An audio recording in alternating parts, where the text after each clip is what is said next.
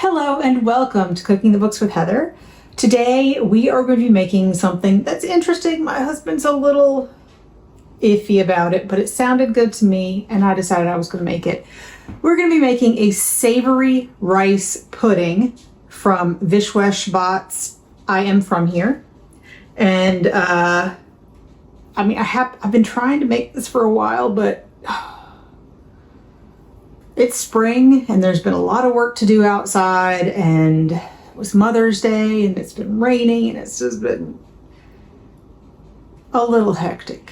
But I have everything and everything's mostly measured out and we're ready to start. This is going to be a rice pudding made with pre-cooked rice, so I already have that measured out in another bowl. We don't need that right now. And we're going to bake it in a casserole dish. I have my oven heated to 350 degrees. I have a, he said 2-quart casserole dish. Mine's a little bigger than 2-quart because the other one was a little smaller than 2-quart and I didn't want to overfill it. So, and I've greased that with butter, just butter. And now we're going to make a custard type mixture that will, be part of the rice pudding, be the base of the rice pudding, basically. And I have egg yolks in here. I separated them out. I'm going to just cook up the egg whites and feed them to my dog with some rice because she's been having a tummy issue today. So I figure some egg yolks will be good. She had some chicken and rice earlier. We're going to do some, just going to cook these egg whites for her later. So in this bowl, I have the egg yolks and I'm gonna whisk those up a little bit before I add anything. And the next thing I'm gonna add is heavy cream. So this is not a low calorie dish, but it will be delicious. So the heavy cream. And then this is also mascarpone cheese, which is, an Italian cream cheese. Basically, it's very thick. I thought it was usually a little bit thinner than this, but hopefully that will go in pretty well. And some Parmesan cheese that went all over the place, but I think it's about the right amount if you pack it. I didn't use my microplane like I normally would, but I used the sort of the middle size of my box grater, but it was so sharp and so small it kind of looks like the microplane. So and now we have some hot sauce. So I have to measure. I'm going to measure that in here since I already have it out, and might as well. So I'm using Frank's. He doesn't suggest a particular type. Use what you like. This is what I have on hand right now and what I like. It's got a good vinegar bite, which I like. And it's not too spicy for me, which I also like. So I'm going to be trying to get this cheese mixed up into the eggs and the cream as well as I can. Everything else goes in pretty well. It's that cheese, the mascarpone, that's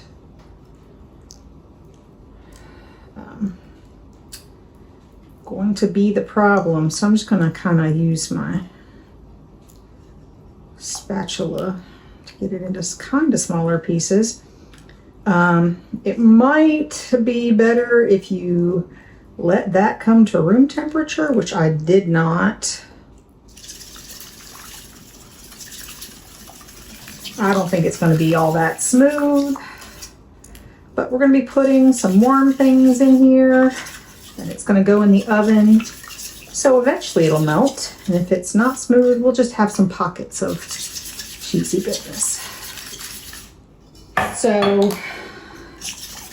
I'm going to call that good for our custard base, and I'm going to put it aside and clean up just a little bit. So the next step is we need to cook some vegetables. I'm not going to show you that part because it's pretty simple. This is supposed to be ghee, but I'm just using unsalted butter because I haven't had a chance to make ghee here and I don't have any on hand. There's small enough amount in this that I don't think it really makes a big difference. Ghee is clarified butter, so I'm not worried about that. So what we're going to do is heat this over medium-high heat. We're going to add some diced onion, some diced celery, and corn. This is corn that we put up ourselves last year. We have a video about how we did that from a couple years ago. Hoarded corn from Deep Run Roots. Deep Run Roots. I will put that up here so you guys can go take a look. You can just use either fresh corn that you cut off the cob or frozen corn that you buy in the grocery store, but you want it to be defrosted. So when this comes up, when this melts, it comes up to temperature, I'm going to add the onion, the celery, and the corn and cook it until the onion is very soft, 5 to 6 minutes. I think it'll take longer than that, but that's what we're going to be doing. All right.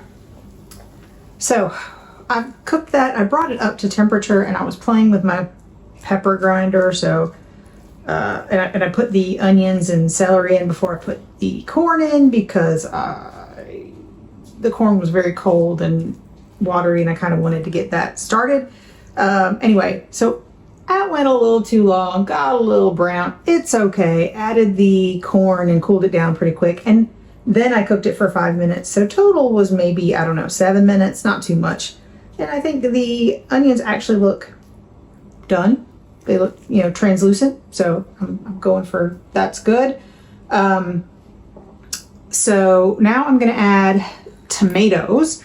These are diced. They are not peeled, but I did take out the seeds and the juices that the seeds are in. So this is just mostly the meaty part of the tomato. And the only other ingredients we need to add to this are some herbs. So I was very lucky this year. My parsley that overwintered, not this past winter, but the winter before, it like survived in the pot through the winter. It went through all the summer. It was really crazy. Anyway, that pot's gone now. It died off at the end of the summer last year, but it put down a bunch of seeds. And so now I have some volunteer flat leaf parsley. So there's that. And my basil is doing pretty well. I have it in a pot like I do every year. I just have one this year because I did not need as much as I had last year. So there's flat leaf parsley, basil, and then I only had to buy dill. So it's approximately equal amounts of all of those. And we're just gonna stir this up, get it all mixed together well.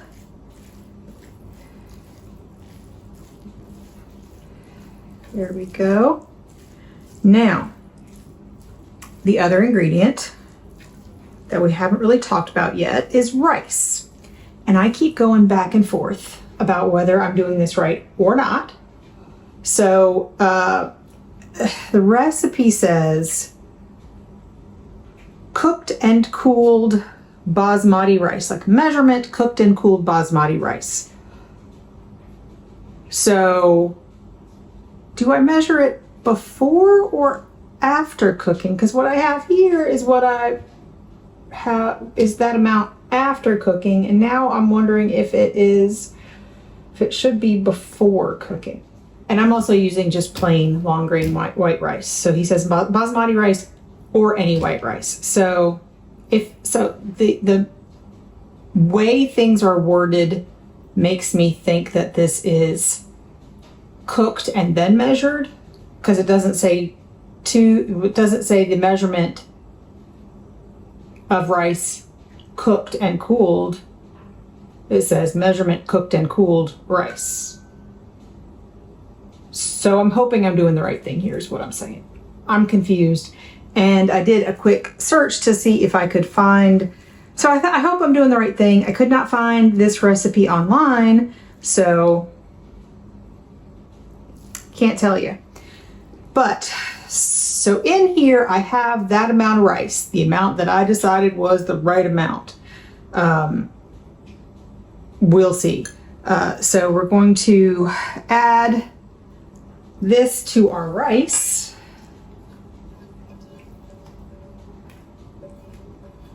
So hopefully, because really this is more like a corn and rice pudding, but because it's pretty much the same amount of corn as rice. So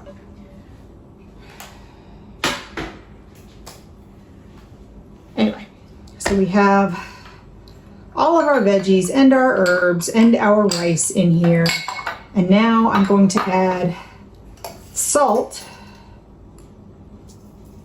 because there's no other salt in here yet.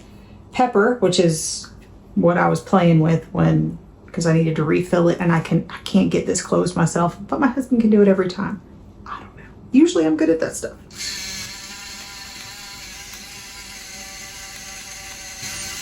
As you tell, I didn't measure that. I just estimated. It's fine. And so now I'm going to sort of mix this together to distribute the hot with the cool.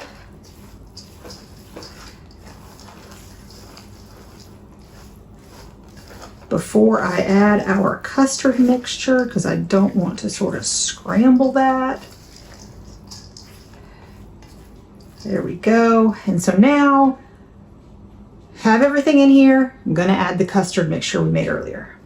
Mix it up. I think that has to be the right amount of rice, because otherwise there would be, I feel like it would be very dry. That it would absorb a lot more of this custard and there wouldn't be enough custard. So that's what I'm saying right now. I measured it after cooking. So I used leftover rice that we had in there.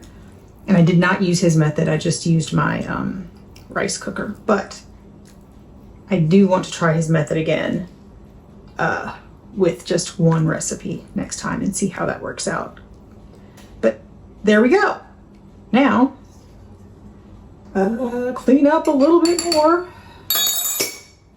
So I'm supposed to spoon this in. I'm not going to do that because this is going to take forever, and it's going to be just fine. This is my greased casserole dish, and I'm glad I went with the larger one rather than the smaller one, because I really feel like it would have overflowed, and I don't want that to happen. Now he says this serves 4 people. I don't know about you, but I think this will, I mean, if you're eating anything else, I don't think you're going to eat all of this with just 4 people. I could be wrong. But anyway, so we're going to put this into the oven at 350, like I said, for 40 minutes or until just set. I'm not going to start cooking this just yet, so I'm going to put the lid on, but it goes into the oven without the lid. So I'm going to put the lid on, and then I get to go out and help with the yard work until my husband is ready to grill the chicken we're going to have with this. So we will show you what it looks like and let you know how long it takes us to get it to, about till just set, about 40 minutes. We'll see if that's reasonable or not. And we'll let you know and let you know what we think in just a second. Okay, so excuse the laundry in the background. I was just going to let you know this was exactly 40 minutes, and I think it is done. It is bubbly around the outside and not wobbly at all, so that's it. We're going to let it cool for a little bit before we eat, because everything else isn't quite ready, but it should stay warm for quite a while. We'll let you know what we think in just a minute.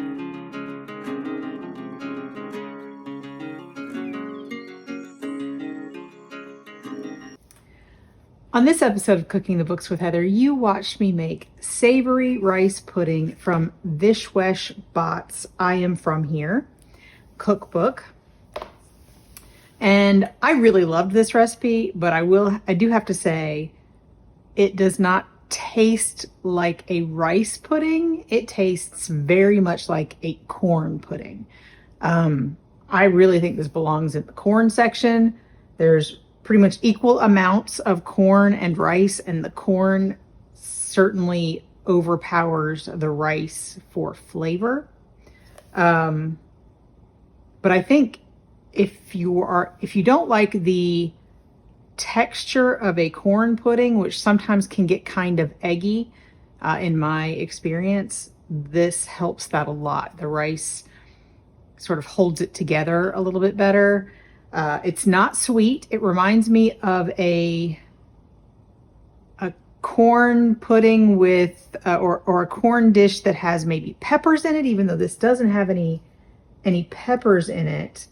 I think the tomato and the herbs and the onion and celery, all of that maybe reminds me of peppers. But anyway, it reminds me more of an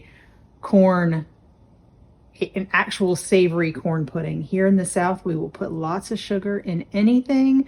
This is not that, but I really, really liked it. My family said it was the worst corn salad I've ever made because it does taste more like a corn salad, although corn salad is usually cold. This was warm. Anyway, I really liked it.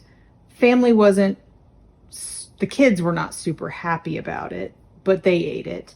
And I think if you like a corn pudding that is not super sweet, you should try this recipe instead next time, especially if the texture of it maybe isn't your favorite thing about corn pudding. So, if you enjoyed watching me make this, please give me a thumbs up, hit the subscribe button, share this with your friends, and maybe let them know about this book and this recipe, and let me know what you think in the comments down below, and come back and watch me make something else next week.